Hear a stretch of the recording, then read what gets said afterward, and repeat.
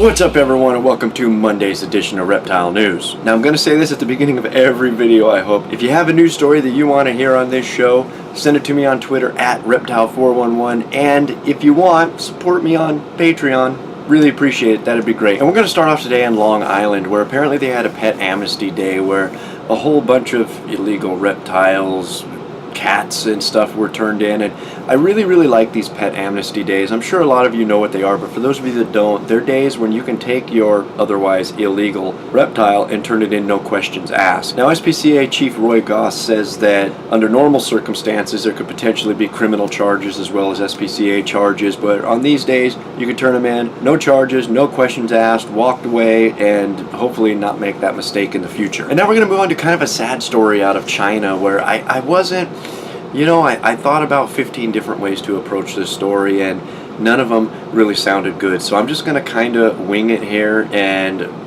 yeah, I'm just going to wing it here. So apparently a man in China had purchased an illegal to sell snake over the internet, at which time when he received the snake, he allowed the snake to bite him in what news is reporting as a suicide attempt. And hours later, the man eventually sought help where he was recovering, and I mean, he's still in bad shape, but at least the time of this recording, he was recovering. And it kind of brought up a weird, I don't know, I guess there's two sides, I guess there's two parts of how I feel about this. And number one is, if you're in a position like that and need help or whatever, please seek help. There's 10,000 other ways you can go about it other than, I mean, suicide is just an unthinkable thing to me. It's preventable.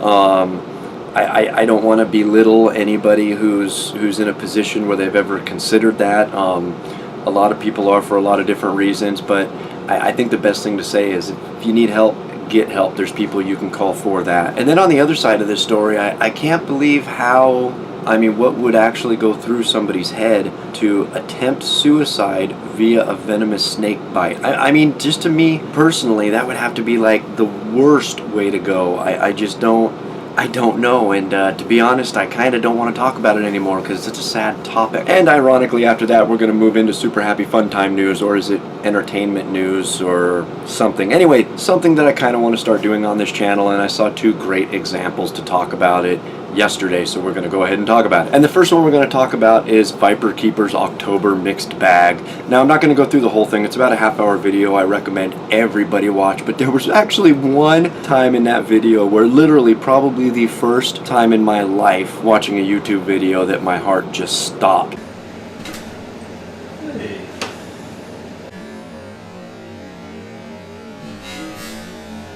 Al, you got to be careful, man.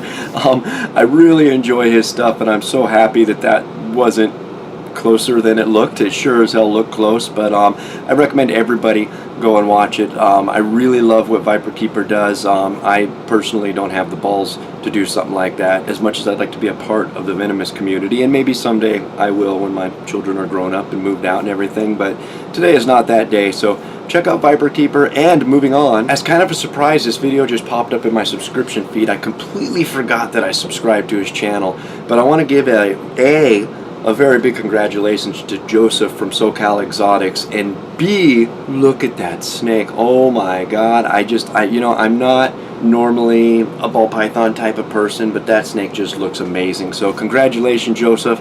I'd really love to see pictures of this thing as it grows up and see if it keeps its colors and patterns and all that stuff, so please keep me up to date. And now we're going to move on to a really interesting study about lizard sleep. Now, researchers are saying that during sleep several things happen, including hormone production, temperature regulation, securing knowledge learned throughout the day, as well as getting rid of metabolic waste and stuff like that. And they're saying that lizards have a sleep, I guess sleep patterns, if you can put, I'm sorry, there's a lot of science going on in this article, but I guess the sleep patterns of the lizards they tested are very closely related to the same sleep patterns that humans feel, or possess, or experience, or one of those words. So I should probably leave that story at that, because I really don't want to dumb down the science here. So if you're interested in what happens when your pet lizard sleeps, check out the link down below. Check out the link. I've embedded Viper Keeper's video. I've embedded Joseph's video on the website, so check out the link down below. And that, my friends, has been all your news for this Monday. If you'd like to read any more about these stories, those links are right down below here in the description. And as always, if you're still watching, my name is Jason White. Now you know what's going on in the reptile world. Be good to each other, and we'll see you Wednesday.